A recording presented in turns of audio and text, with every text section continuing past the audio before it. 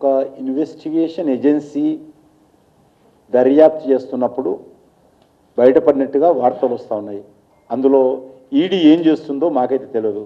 కాబట్టి దీనికి సంబంధించినటువంటి మరిన్ని వివరాలు బయటికి రావాల్సినటువంటి అవసరం ఉంది. Law will take own course. ఖచ్చితంగా చట్టబద్ధంగా న్యాయబద్ధంగా ఎవరు పొరపాటు చేసినా దానికి సంబంధించినటువంటి దర్యాప్తు జరగాల్సినటువంటి అవసరం ఉంది. కాబట్టి అంతకు మించి నా దగ్గర ఆధారాలు లేవు.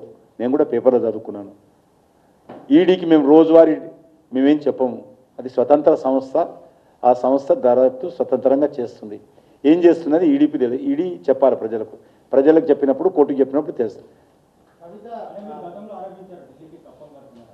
నేను ఇప్పుడు కూడా చెప్తున్నా, అది చాలా చిన్నది, సముద్రంలో నీటి చుక్కలాది ఆ యొక్క హెరాల్డ్ కేసు. చాలా పెద్ద ఎత్తున ఈ రాష్ట్రంలో RRR ట్యాక్స్ కాంగ్రెస్ పార్టీ అధికారంలోకి వచ్చిన తర్వాత పెద్ద ఎత్తున ఏ రకంగా వసూలు చేస్తున్నారో మీరు ఎవరిని అడిగినా చెప్తారు. నేను చెప్పాల్సిన అవసరం లేదు.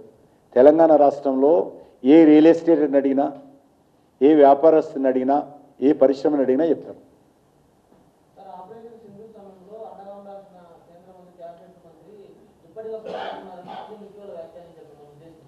ఏడా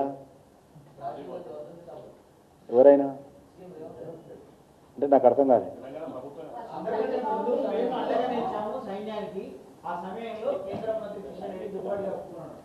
ఆయన ఏం కప్పుకుంటాడు రోజు? ఆయన ఏం కప్పుకుంటాడు రోజు? మరి ప్రజలందరూ ఏం కప్పుకుంటాడు నాకు తెలియదు. ఆయన ఏం కప్పుకుంటాడు మరి చూడాలి. నేను రేవంత్ రెడ్డి సర్టిఫికేట్ కోసం నేను పనిచేస్తలేను. భారతీయ జనతా పార్టీ ఏంటో, భారతీయ జనతా పార్టీ ఏ రకంగా పోరాటం చేస్తుందో, ఈ ఉగ్రవాదానికి వ్యతిరేకంగా ఏ రకంగా పోరాటం చేశామో, నేను ఎమ్మెల్యే కాకముందు నుంచి భారతీయ జనతా యువమోర్చాలు ఉన్నప్పుడు దేశవ్యాప్తంగా అనేక సదస్సులు పెట్టి నేను కార్యక్రమం చేశాను.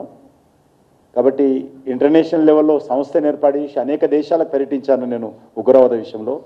నాకు రేవంత్ రెడ్డి లాంటి వ్యక్తి యొక్క సర్టిఫికెట్ అవసరం లేదు.